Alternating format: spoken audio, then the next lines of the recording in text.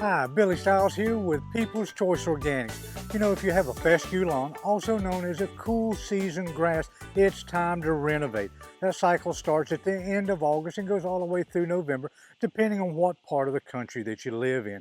You know, there can be a lot of challenges in renovating a lawn, and a lot of time people have failure because they don't do the right things. I'd like to walk you through this yard and show you a few of the things that you need to do to make sure that you have success. So come on, let's go take a look. Anytime you're working on a lawn, it pays to have good tools, especially when you're renovating, because you want to make sure that you're getting the job done right. Now, when it comes to raking up debris and stuff, I like the soft-tipped rake because it doesn't dig down into the soil, which will cultivate weeds. We don't want to disturb our soil, we just want to move debris. One of my next tools that I really love is the thatch rake. Now, I say love, you know, after about 2 or 3 hours of that, I think, you know, you're not real happy about the thatch, having used the thatch rake. But this will help thin out the grass and clean up debris and get good airflow around the plant. So this is a must-have for anyone that is caring for the lawn. Remember, it's called manicured, and this is a manicuring rake. Next, we have the claw.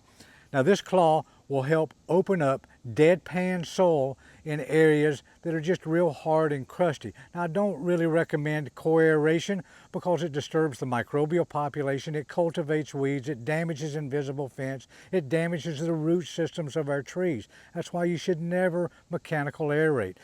But this is one exception to the rule, but only in small areas. And this is my claw. Got easy handles to use, a little light twist, and you're ready to go. One of the next important things that everyone needs to know is how much grass do I actually have? Now, you know, you can take a step and walk it off. If it's 20 steps, that's 20 by 3 because each step is 3 feet. So that'd be 60, and let's say the other way it's 60. There gives you your square footage. Or you can take a little roller like this, roll it along, and measure and know what your square footage is. Why do you want to know what your square footage is? So you know that if you've got a product that covers 8,000 square feet, you know that it's going to cover it. If you're going to put seed out and you're putting out 1 pound or 9 pounds per thousand, you know how much seed to buy, so you're not purchasing more than you need.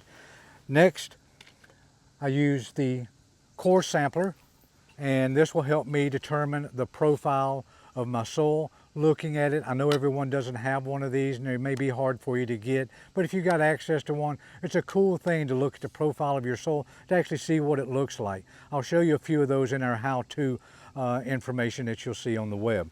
So now let's take a moment and walk around and look at some of the areas that we want to clean up and address before we start putting that seed down and the fertilizer. Come on, let's go take a look.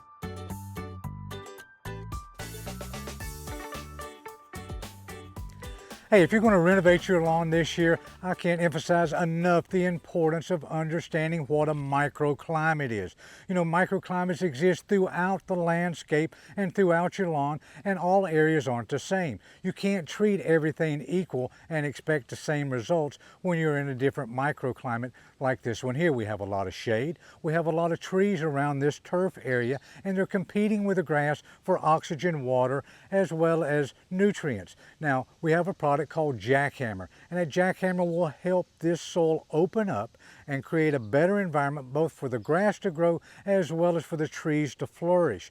So remember, check out those microclimates, understand them. If it's a heavy slope, it's going to dry out a lot quicker. If it's a lowland, it may hold water more. So once you start understanding those, you're going to be more successful in growing your lawn at your home.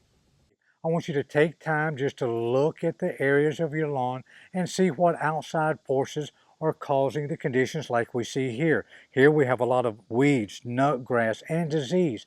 Well, if we look here, we can see that the water flows into this area as well as the irrigation when it's on, and it settles in here. And this makes for a very compacted environment. Now, how are we going to fix that? We're going to fix that with the People's Choice Organics Turf Care Bundle. It's a bundle of products that brings everything that you need to create healthy soil and healthy turf. Second, we're going to adjust that watering system coming into spring to make sure that we're not getting too much water down here. Now, when it comes time to get ready to renovate this, which you can see we're right now getting ready to do, we want to take People's Choice Organics weed and grass killer called Singe and spray. And the reason I love this product so much is one is it's non-toxic. Second is I can spray any of these areas and I can seed the same day. That's great.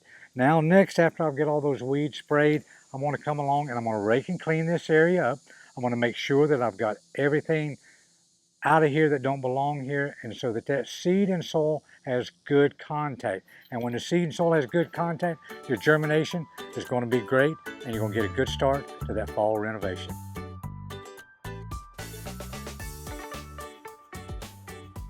Hey, you know, I've been growing grass for over 40 years, and one of the biggest challenges that I have is helping people understand the importance of debris management. Grass does not want to grow in debris, and I mean debris of any kind. And as you can see, one of the biggest troubled areas is our bed areas where the debris comes out into the lawn. And you know, if you're going to be renovating your lawn, it's important to make sure that all of that debris is up before you put that seed down so it has good seed to soil contact. But my other tip is, again, make sure that you keep it up year round, and you may not lose that grass and may not have to renovate it. So coming back to these bed areas, let's make sure we put a V-groove. That's a trench around the bed area to hold that mulch in, or pine needles, whatever you may be using, a short stone wall, or some type of diverter that keeps the rain from washing it into your lawn. And if you'll manage that debris, you'll have a great lawn year-round. Hey, you know, I can't emphasize enough how important it is to make sure all of the debris is raked up prior to renovation. You know, it's important to make sure that we got good seed to soil contact. And you know, raking is an art, just like shoveling. There's a right way and a wrong way, and this is Billy's tips to you. Make sure that you're raking in an upward motion so that you're not cultivating the soil. Make sure that you're getting all of the debris as you go along. And you know, one of the things that I see so often is people will rake and they leave the grass laying down. Once you've got your area raked, you want to turn around and stand that grass back up. You know why? Because you want to make sure that you got good airflow going around that grass. And if you leave it down and it should rain, it'll all stick to the ground, and you'll really be in trouble when it comes time to getting that seed to touch that soil. So every time that you rake, make sure that you do it right, and you'll have great success.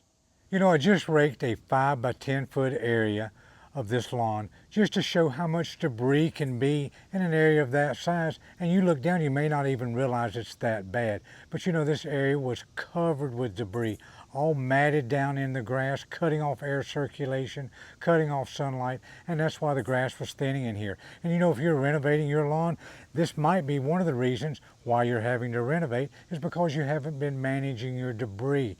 And that debris needs to be managed year round, and it needs to be managed until you're down to raw dirt. Grass wants to have dirt at its crown, not debris. So be successful, get all that debris out and keep it out, and you'll be a lot happier with your lawn. I want to show you a part of this yard that is severely compacted. Now this compaction is brought on by the trees, as well as a large amount of water flowing into this area. And as you can see, this soil is pretty dead. This is the ideal type environment that People's Choice Organics Turf Care Program addresses. That's why I created this line of product, to help people fight these kind of microclimates and things in their yard that you can't manage with a mechanical aeration. Now remember, it's time for renovation, and we want to make sure it's clean. And I want to show you what I mean by clean when we're taking up debris, like in this compacted area here. When we say clean, we see all of this dirt, all of this debris is gone. I mean, you look at that, what, what's that going to affect the seed? It's going to keep the seed from having good contact with the soil. We want our seed to have good contact with the soil so it has a great start on germination. Now, for more tips and techniques on how to renovate and care for your lawn year-round, go to peopleschoiceorganics.com and check out that turf care program. And I guarantee you, if you do as I tell you, you will have one of the greatest lawns you've ever had.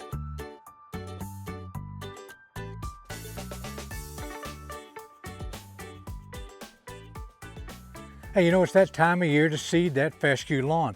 Now, when you go to buy your seed, you want to make sure that you buy quality seed if you want to have a quality lawn. Now, how are you going to know if you're buying quality seed? You know, it's not based on price. It needs to be based on these tags. This is a certification that tells you that the seed that's in this bag is what's actually in it. Very important.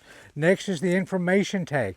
Now the information tag shares a lot of great information. The seed varieties, for example, are on here, the germination rate, and those are important. But the seed varieties can be Googled for further quality information like disease resistance, drought tolerance, color, and even growth habits. When it comes to germination rates, 85% plus is preferable. The next thing you will note is the weed content. When possible, you want to buy seed that is 100% weed-free with zero noxious weeds. Next, you need to understand how much seed to apply. Your bag of seed should include spreader settings to tell you how much seed to apply per 1,000 square feet. However, all lawns are different and the density of your lawn can vary from place to place. For example, on a fairly established lawn, the rates will be less than what you would apply on raw soil. Make sure to adjust your seeding volume, that's your spreader, as you apply the seed based on the density of your lawn as you go throughout the landscape. One of the best tips that I can give you is don't over apply your seed. It may look good when it's coming up and even next spring, but it's going to choke itself out. If it all germinates, your grass populations can become too thick as heat increases the next season. These grasses can be more susceptible to disease while competing for moisture, nutrients, and airflow, which can cause plant death. It's easier to go back and spot seed throughout the growing season as needed, rather than having to come back and use a thatch rake to take out excessive grass next spring. Give your grass room to mature and keep that air flowing. Remember, don't apply too much seed. We want to give our grass room to mature and to make sure that we got good airflow. Some of the other tips that I want to share with you is watering. There's a lot of do's and don'ts when it comes to watering. So go to peopleschoiceorganics.com, keyword lawn renovation, where you'll find everything you need to be successful in growing that beautiful lawn.